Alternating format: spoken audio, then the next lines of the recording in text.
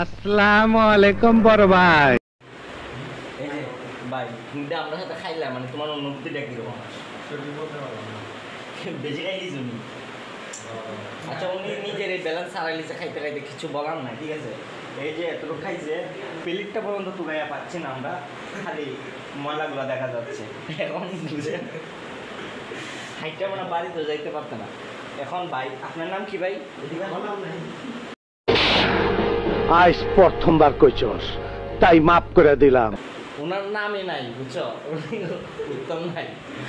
তাই একটা বার্নিদার খাইছে উনি বেশি বাড়াই ওই যেন সাইডে মাইডে না পড়ে এর লাগে উনি খাওয়ার অনুভূতিটা কিরকম ভাই?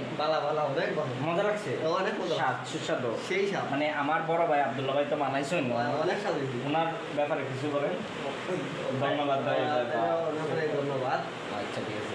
শাক আচ্ছা ভাই তুমি তো ভাই খাইছই ভাই, বলটা কিন্তু অনেক বড়, বিশাল বড় ভাই।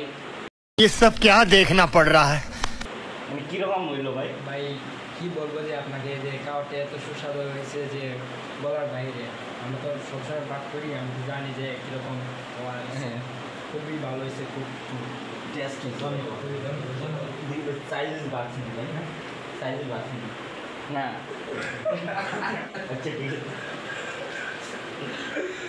ওই ভাই মানে হজম শক্তির জন্য খাচ্ছেন, দেখেন মানে খাইয়ে উঠতে পারছেন না, হজম হয়ে উঠবো আর লাগে। দেখুন ভাই আমরা খাইছিলেন দেখি কিছু আছে না, কিছু না, 8 পর্যন্ত নাই। এখন বুঝতে পারছো কীরকম খানিটা চলছে ভাই, কীরকম হয়েছে ভাই টেস্ট?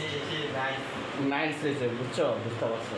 কারণ আমি দেখাইলাম, দেখুন গাইস এই যে কত এইভাবে আরও 4000 সস আমি মানে পুরোটা শেষ করতে পারি নাই, মানে আমার এতটুকু ফুলাইতে পারি না, আমি একদম কম খাই জাস্ট, বুঝছো?